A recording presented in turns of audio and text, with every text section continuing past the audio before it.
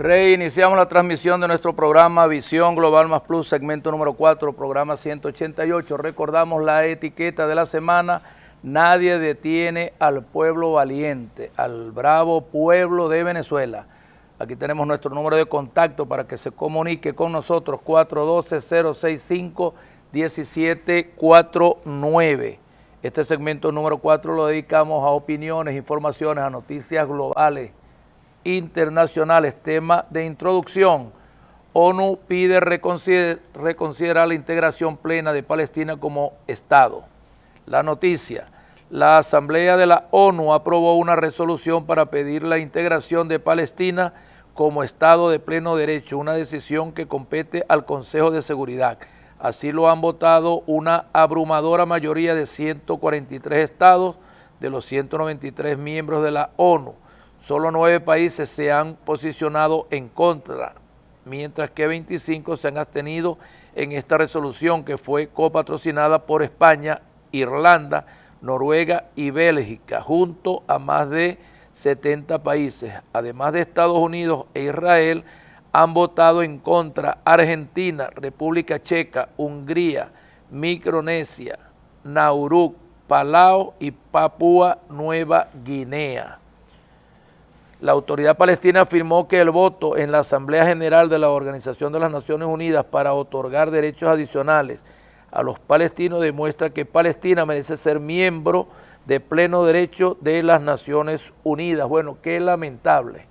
En medio de una guerra de más de 70 años, de una invasión sistemática, de una colonización neofascista, fascista, sobre todo a partir de octubre del año pasado, 2023, hasta esta fecha, con la gran cantidad ya de masacrados, de muertos, de heridos, desaparecidos, con toda una infraestructura milenaria heredada de los pueblos filisteos a los palestinos, todavía el Estado sionista de Israel, Netanyahu, sus oficiales y sus tropas siguen bombardeando, siguen asesinando, siguen matando, y se da una resolución en la Organización de las Naciones Unidas y todavía hay países que se abstienen.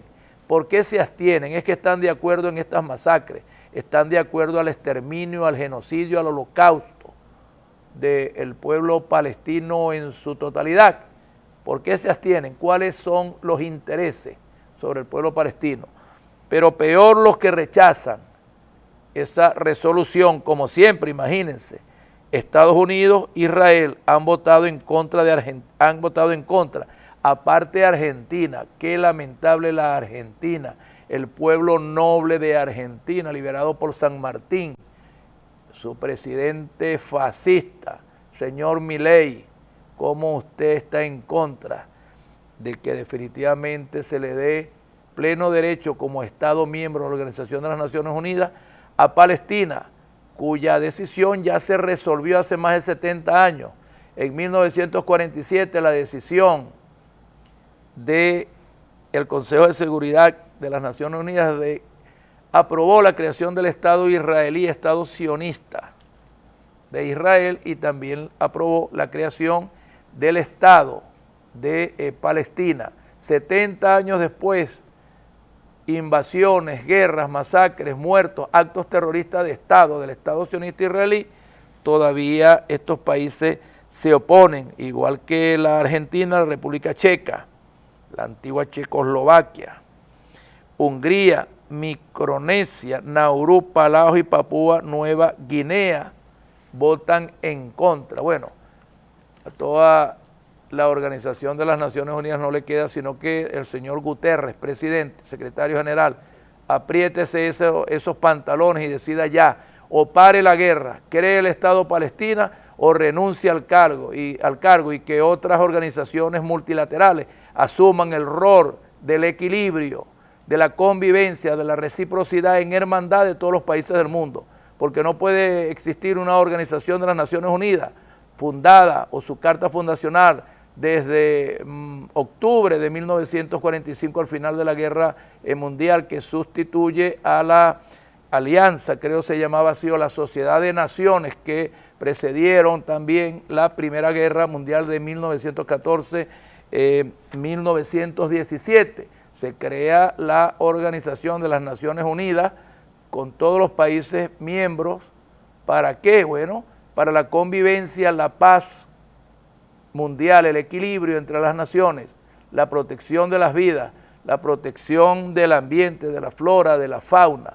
Entonces, si la Organización de las Naciones Unidas no es capaz de parar, no es capaz o tiene la decisión de en verdad hacer algo para que estas masacres se eviten, igual que la guerra de Rusia-Ucrania, ¿qué más vamos a esperar? ¿Cuántos muertos más? ¿Cuántos heridos? La verdad es que el plan no es ya sistemáticamente invadir territorio de Gaza o de Cisjordania, que fue lo que le quedó al pueblo palestino. Ya se trata en verdad de actos criminales para eliminar definitivamente toda la raza palestina, toda la etnia palestina, todas las vidas de hombres, mujeres, niños, jóvenes, ancianos y ancianas de Palestina. Aquí tenemos: el Ministerio de Salud de Palestina informó que el sistema sanitario de la Franja de Gaza enfrenta un colapso inminente después de que la ofensiva israelí bloqueara los envíos de combustible a través de los principales pasos fronterizos. La cifra de muertos en Gaza por los continuos ataques de Israel desde el pasado 7 de octubre ha llegado a 35.034, mientras que la de heridos incluye un total de 78.755 personas. Durante las últimas 24 horas, Israel perpetró 8 ataques contra familias gazatíes, acción que dejó un total de 63 muertos y 114 heridos. Bueno, para complementar, no solamente es la guerra que le tienen implantada, impuesta desde hace más de 70 años y que se ha incrementado desde octubre pasado, también es que ellos tienen un poco más de 10 años bloqueados para que no le entre alimento, ni por aire, ni por mar, ni por tierra, ni por la frontera de Rafah con Egipto. No tienen alimentos, no hay combustible para electricidad, no hay medicamentos, no hay equipos médicos. El arraso total, la guerra total, el exterminio, el genocidio total de toda la población de Palestina. Aquí tenemos: la Unión Europea amenaza con intensificar su participación en el conflicto ucraniano. El presidente de Francia, Emmanuel Macron, anunció que la Unión Europea intensificará su apoyo a Ucrania en las próximas semanas. Macron afirmó: tenemos que entregar más equipamiento a los ucranianos, pero también tenemos que decir en algún momento que si los rusos van demasiado lejos, los europeos debemos estar dispuestos a actuar para disuadirlos. Si van demasiado lejos y se amenazan nuestros intereses, mi propia seguridad, entonces no descartaré intervenir, agregó. Qué irresponsable y qué caretable este señor presidente de Francia, Macron. Deje usted ya la invasión sistemática, continuada, deje ya el saqueo, deje ya el secuestro, el crimen y el desmantelamiento de las riquezas de África. ¿Ustedes creen que todavía son imperios que pueden mantener colonias en África o en el mundo? Y ahora ustedes vienen a decir si Rusia ataca intereses, y los intereses que los Estados Unidos de Norteamérica, que con la Unión Europea y la OTAN crearon, fabricaron esta guerra, embargaron los activos de Rusia en la Unión Europea, en los Estados Unidos, todo el dinero que tenían, lo embargaron comercialmente, lo embargaron en sus transacciones financieras. Y entonces, ¿qué? ¿Rusia va a quedarse ahí para que ustedes lo invadan como siguen queriendo invadir y desaparecer al pueblo palestino? Mire, señor Macron, organice usted un plan de gobierno y detenga ya la emigración de todos los desplazados y refugiados que van ahí a la Unión Europea y a Francia y son tratados en campos de concentración. No son campos de refugiados, son campos de concentración por guerras que ustedes han causado. Todos los que vienen por el mar Mediterráneo, todos los que vienen de los países árabes, todos los que vienen de África, todos los que van de América o de cualquier continente allá, más bien préstenle atención, socórranlo a través del derecho internacional humanitario, no los marginen en campos de concentración, no los marginen y los presionen con esos intereses o esa política racista que ustedes tienen. Bastante ustedes como imperio de otrora saquearon y todavía pretenden seguir saqueando de los continentes donde ustedes tuvieron dominio en las colonias francesas, aquí mismo en el Caribe. Ahí está la isla de Montserrat, y hay otras islas que ustedes desde más de 7.000, 9.000 kilómetros o 9.000 millas náuticas vinieron a invadir, a explotar y todavía los tienen ya casi como neocolonias fascistas. Viene usted a amenazar a Rusia. Miren, Rusia es una potencia económica, militar, poblacional mundial. Rusia no está sola. Rusia tiene sus amigos, miembros de los BRICS. Rusia tiene amistades con el gobierno de la China, pero ellos solos están ahí, solo defendiéndose de una guerra que le declaró los Estados Unidos, la Unión Europea, la OTAN, y están, por supuesto, trabajando, luchando, defendiendo los actos terroristas que le provoca el Estado sionista también israelí, presidente Zelensky, de descendencia judía, quienes dieron un golpe de Estado en el año 2014 para apoderarse del poder en Ucrania y querer ocupar territorios legítimos de la República Soberana Libre e Independiente de Rusia. Yo me pregunto, ¿por qué es que acaso cooperar con un país que está en guerra con otra nación ya no lo convierte en enemigo de ese país que se está defendiendo?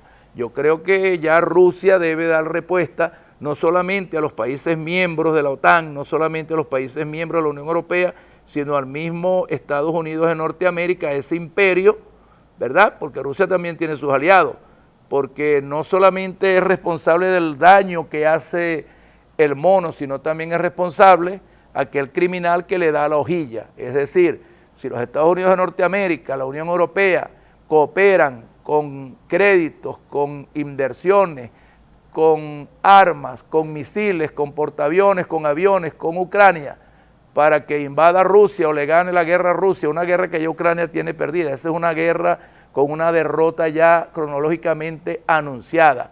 Ahí el ejército rojo, el ejército heredado de Lenin, de la Revolución de Octubre de 1917, seguirá prevaleciendo.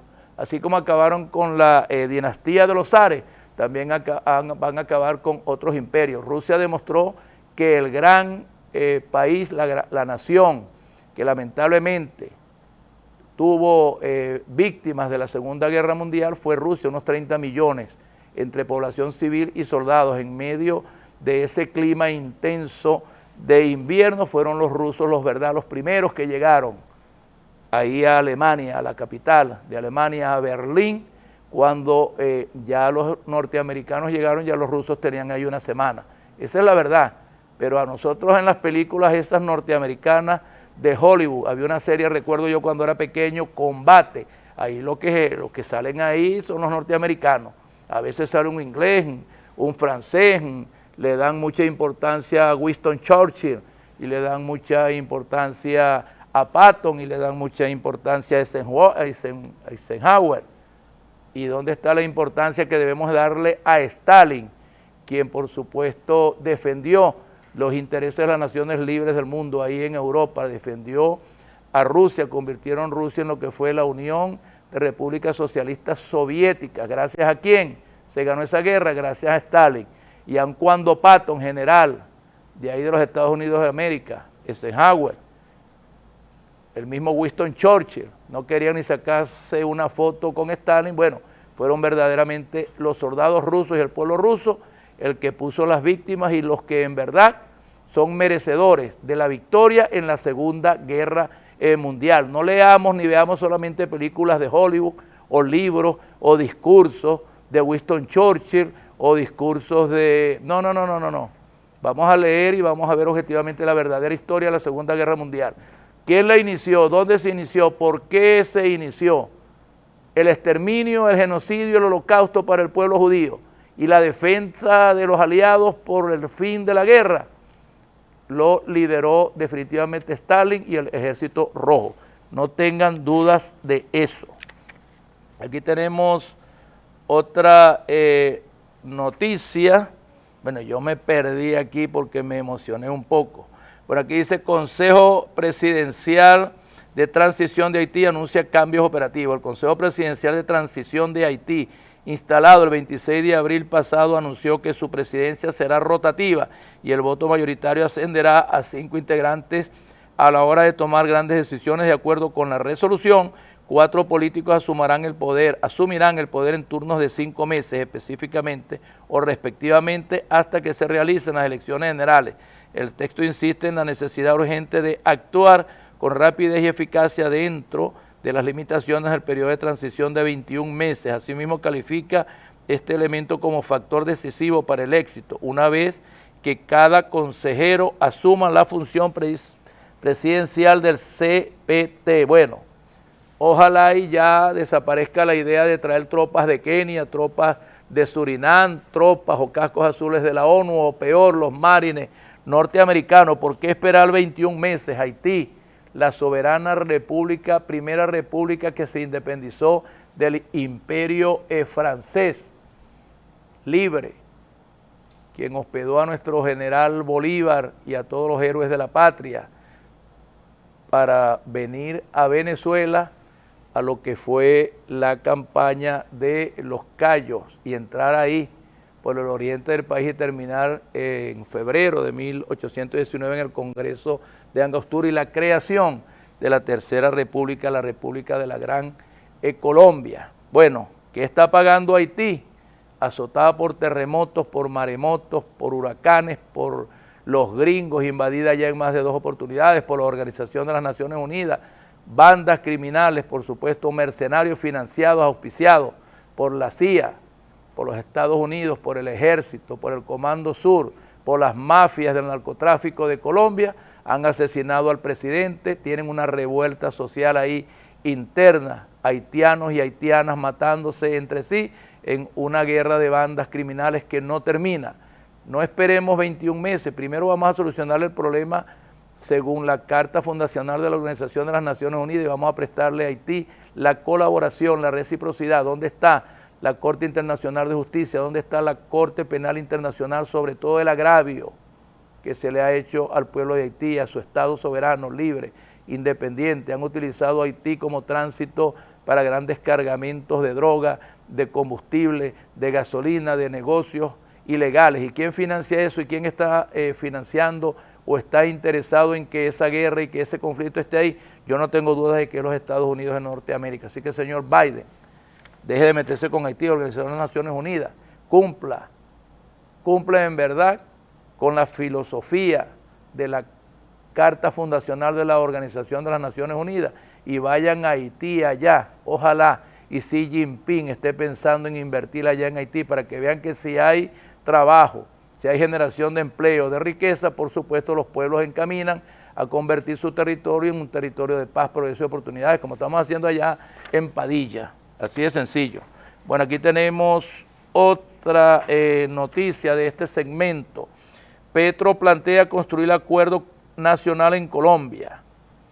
El presidente de Colombia, Gustavo Petro, propuso a sectores políticos tradicionales que a través de un referéndum constitucional se puedan sacar adelante las reformas sociales. Petro plantea construir un gran acuerdo nacional que debe ser llevado a referéndum para que el pueblo diga sí o no. El jefe de Estado indicó que el citado acuerdo debe ser construido en asambleas populares en los territorios sobre los temas fundamentales que le competen al país suramericano.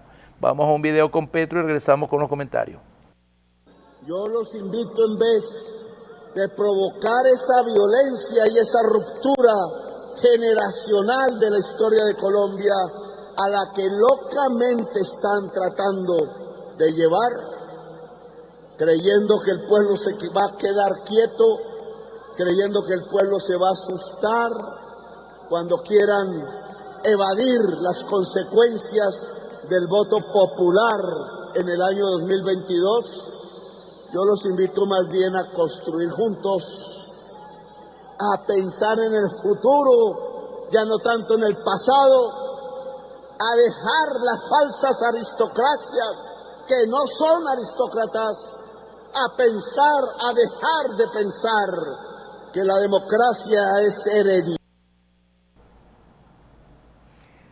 Bueno, Colombia, la Colombia de Bolívar, de nuestros padres libertadores en un conflicto de más de 70 años. Ahí está el presidente Gustavo Petro solicitando una convocatoria para un referéndum constitucional. Bueno, ya en la década de los 80 hubo una constituyente, se reformó, se hizo, se creó se redactó una nueva constitución, pero el país sigue en guerra, tomado ahora por 7 bases militares de los Estados Unidos de Norteamérica, sigue tomado en parte su territorio por los grandes carteles de la droga, sigue tomado también por la derecha, sigue todavía en un conflicto que no para con el Ejército de Liberación Nacional, donde están tratando a través de el 7º ciclo de negociaciones llegar a construir una agenda. Ahí están los miembros del Comando Central, quienes con miembros del Comisionado de Paz de la República del Estado colombiano están tratando de llegar a un acuerdo. Ahora solicita un referéndum para que el mismo pueblo, bueno, ese es el mecanismo, no estaba contemplado en la Constitución del 60-61, cuando Chávez asumió el poder, el tema del referéndum, pero bueno, el presidente ganó con mayoría absoluta y solicitó a la Corte, entonces era el Tribunal Supremo de Justicia, ¿verdad? Se llamaba así Corte, bueno, el Tribunal Supremo de Justicia de la época. Recuerdo yo a la señora aquella presidente, el primer decreto que hizo el presidente fue solicitar o convocar a referéndum constituyente o a constituyente para decidir el nuevo estamento jurídico que después en diciembre de ese mismo año fue aprobada por mayoría de los venezolanos. Ya en Colombia sucedió el llamado a constituyente, ya aquí sucedió y gracias a eso hemos consolidado un sistema político, democrático, participativo, protagónico de nuestro pueblo. Ojalá ya en Colombia Petro sea escuchado.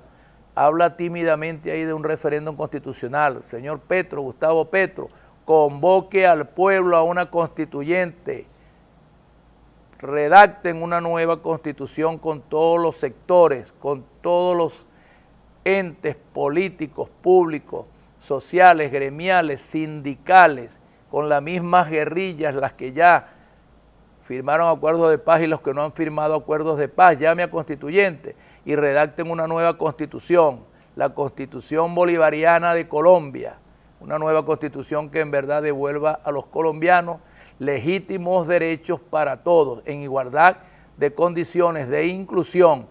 Eso conllevaría no solamente a la paz definitiva de Colombia, entre los hermanos colombianos y colombianas, se definiría en verdad el rumbo y el camino de una verdadera revolución ciudadana, para no darle otro término de derecha o de izquierda, y estoy seguro que usted pasará a la historia. Convoque a constituyente como hizo nuestro padre o segundo padre libertador Hugo Rafael Chávez Frías. Aquí tenemos presidente electo de Panamá cuestiona a oposición venezolana. El presidente electo de Panamá, José Raúl Mulino, cuestionó las acciones de grupos opositores de Venezuela durante los últimos años y los calificó como muy incoherentes. El jefe de Estado electo reiteró que quieren ejercer el poder en Venezuela.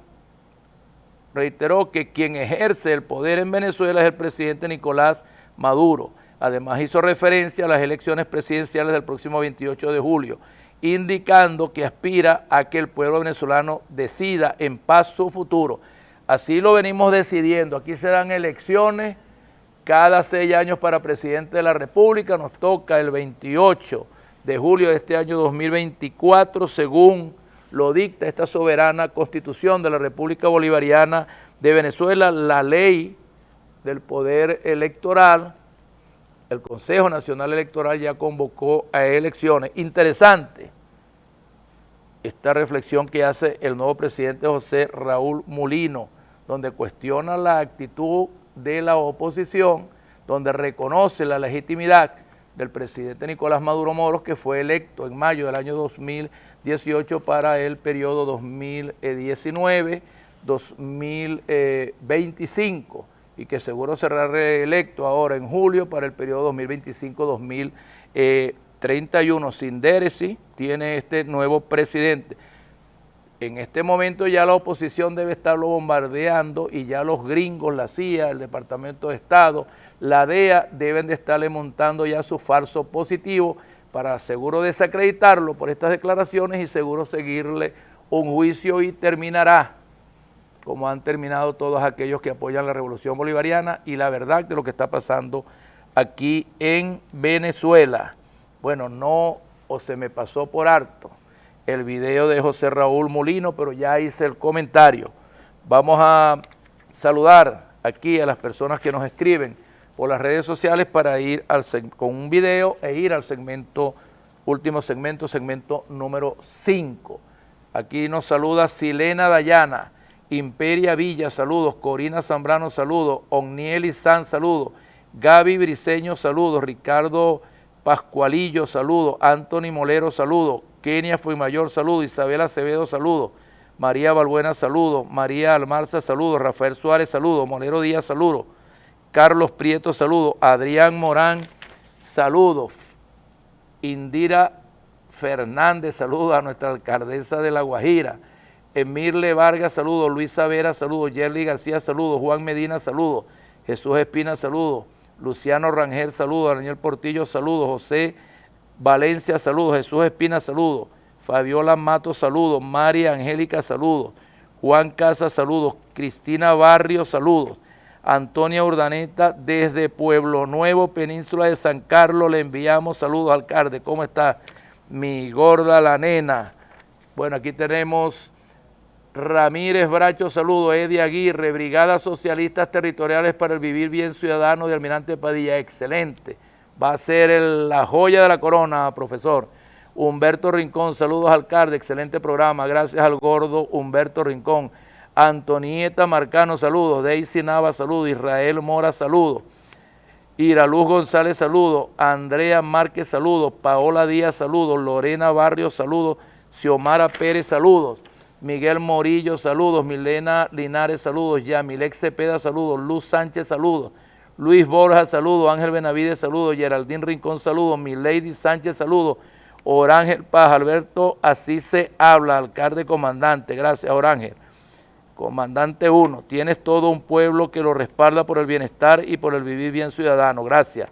Antonio Urdaneta, saludos alcalde y bravo por esas brigadas socialistas. Aquí tiene usted a su pueblo. Claro que sí, las brigadas socialistas territoriales por el vivir, por el vivir bien ciudadano del municipio Almirante Padilla. Vamos de inmediato ya a un video, hacemos la pausa y regresamos con el segmento número 5, programa Visión Global Más Plus número 188.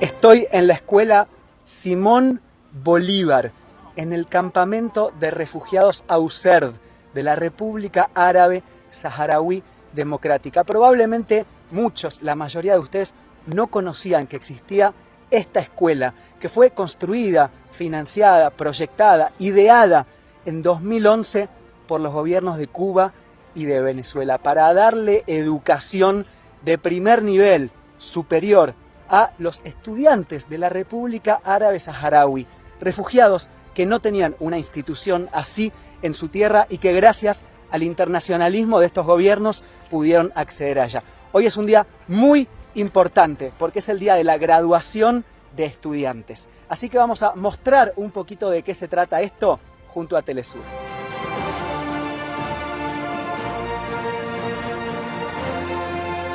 Por fin, después de tanto sacrificio, no te lo vas a creer que yo entré aquí a Simón, ni sabía nada de español, solo las músicas y como sabe que todos los saharauis se van en verano, vacaciones en paz, aprendí un poco de palabras, pero mejoré y ahora gracias a los profesores y a todos que tenía una buena experiencia aquí en esta escuela y me preparé un poco para irme a Cuba para estudiar medicina, inshallah. Bueno, muchísimas gracias. Y doy las gracias a Venezuela.